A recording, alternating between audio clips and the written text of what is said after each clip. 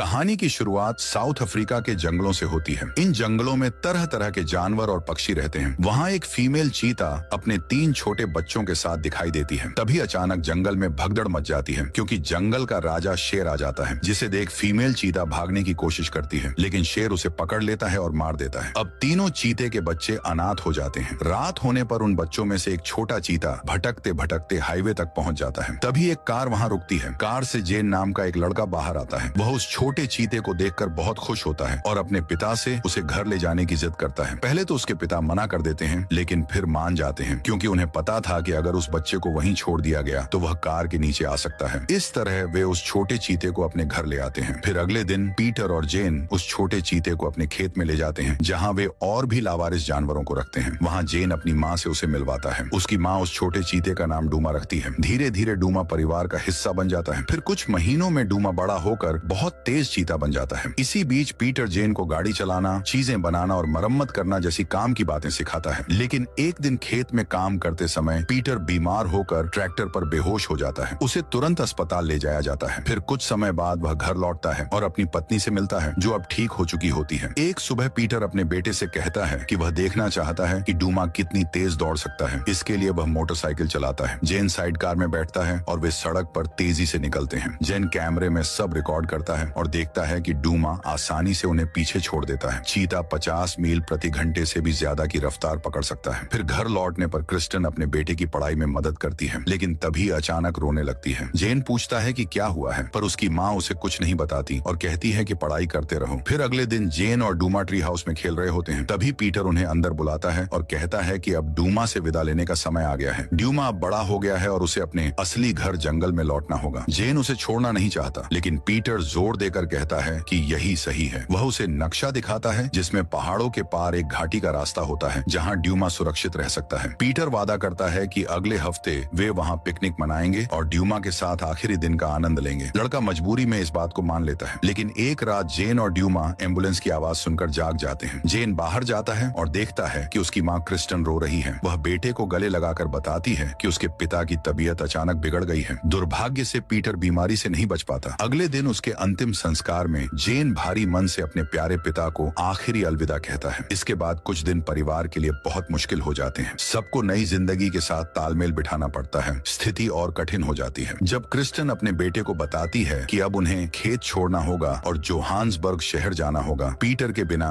खेती का खर्चा चलाना आसान नहीं है, इसीलिए वे कुछ समय के लिए उसकी बहन ग्वेन के साथ रहेंगे। लेकिन जेन अपने सबसे अच्छे दोस्त ड्यूमा को छोड़ने को तैयार नहीं होता। खतरों को जानते हुए भी क्रिस्टन ड्यूमा को अपने साथ ले जाने की इजाजत दे देती है, जब तक कि नेचर रिजर्व के लोग उसे लेने नहीं आ जाते। फिर आखिरकार घर बदलने का दिन आता है और सब ग्वेन के घर पहुंचते हैं। ग्वेन अपने घर में चीता देखकर खुश नहीं होती, लेकिन क्रिस्टन वादा करती है कि ड्यूमा अच्छा व्यवहार करेगा। फिर अगली सुबह क्रिस्टन जेन को उसके नए स्कूल छोड़ती है और खुद नई नौकरी ढूंढने निकल जाती है। इस बीच ड्यूमा सोफे पर बैठा बैठा ऊब जाता है और घर में इधर उधर घूमने लगता है। तभी अचानक वह डाइनिंग टेबल पर कूद जाता है। यह देखकर ग्वेन इतनी डर जाती है कि घर से बाहर भागते हुए दरवाजा खुला छोड़ देती है। दरवाजा खुलते ही ड्यूमा बाहर भागता है और शहर की सड़कों पर दौड़ते हुए जेन का पीछा करने लगता है। स्कूल में पढ़ाई के दौरान जेन खिड़की से अपने दोस्त को देख लेता है, लेकिन ड्यूमा तुरंत भाग जाता है। फिर कुछ ही देर में पूरा स्कूल शोर